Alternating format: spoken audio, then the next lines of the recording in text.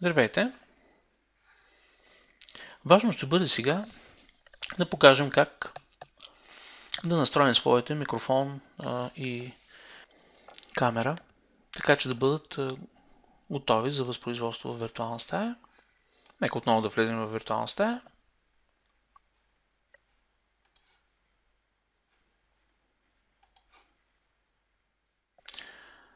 Съставяме виртуалната стая. Така. Тук може да възпроизведем тестови звук. Ако чуваме звука, нашия микрофон е добре настроен. Ако не, влизаме чрез смяна на микрофон в това прозорче, което ни дава възможност да изберем съответния вход на микрофона. Виждате, можем да увеличим или да намалим неговия обем, да редуцираме ехото. Въвеждаме по подразбиране хардуерна акселерация. Приемаме данните от Virtual eLearn BG на нашия десктоп. Може да увеличим тук обема от информация, микрофон и сетъпваме видеокамерата. Ако имате повече видеоизточници, трябва да изберете този, който е активен в момента. Готови сме, присъединяваме се към разговора и можем вече активно да участваме както с видео, така и с аудио в виртуалната конференция. Ако желаете да спрете излъчването на аудио, спирате. Ако желаете да включите, отново се присъединявате към разговора. Това е включването на видеокамерата. Както виждате, имате избор от максимално качество към добро качество. Нека това да бъде с максимално качество. Така ще подобрим и връзката с нашите колеги в виртуалната стая. Като това, което трябва да споделим във всеки случай, е, че се нуждаем от добра свързаност. В момента потреблението е в рамките на около 2 мегабита в секунда. Всеки член на стаята ще коства около 2 мегабита в секунда на общия трафик, така че трябва да го имаме предвид по отношение на качеството на комуникацията и на разговора. Така, имаме възможност да навигираме върху всеки потребител. Ако ние сме администратори на стаята, можем да спрем, можем да направим потребителя презентатор или да го изключим от срещата.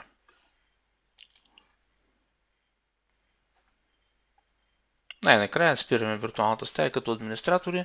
Всички потребители ще бъдат изключени. Добре, това беше начинът, по който да бъдем подготвени, за да се включим в една виртуална стая. Във всеки случай трябва да бъдем и внимателни и да направим необходимите настройки на браузъра, така че да позволява достъп до микрофон и до видеокамера. Здравейте! В това видео ще акцентираме върху някои предварителни опции, които трябва да подготвим както като администратори, така и като потребители на виртуалната стая в eLearn Pro. Това, което е важно да се спомене, са опциите на Java, така че да може да шернем екран пред клиентите, пред потребителите на виртуалната стая. Отиваме в контролен панел, кликваме върху плагина Java.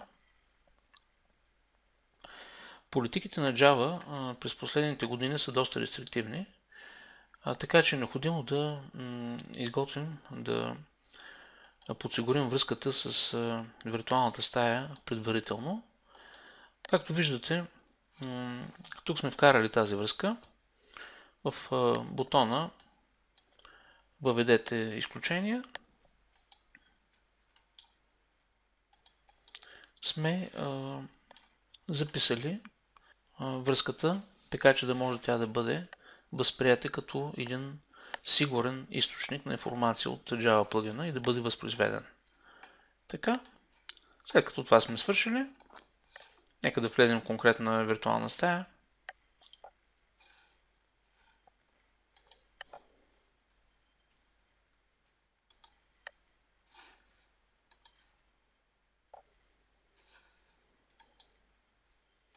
Ще използваме вече създадена виртуална стая.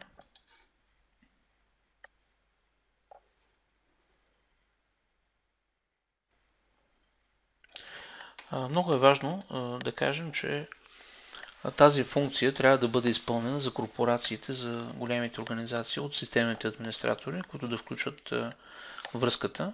Ето тук е връзката за провеждането на виртуалната стая в настройките на машините, чрез които ще се достъпва тя. Така че това администратори трябва да направят. Ако вие работите на собствения си лаптоп или десктоп, трябва да го направите вие. Така, шерването на екрана се случва чрез Share My Desktop бутона. Натискаме. Можете да изберете област или да споделите целия екран. Натискаме на цял екран.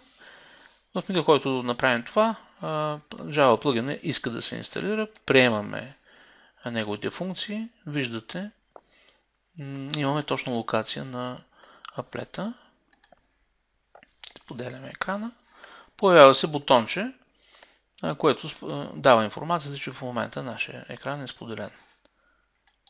Както виждате, всички функции, които показваме, имаме малко превю на това, което ще видят колегите ни, които са участници на виртуалната стая.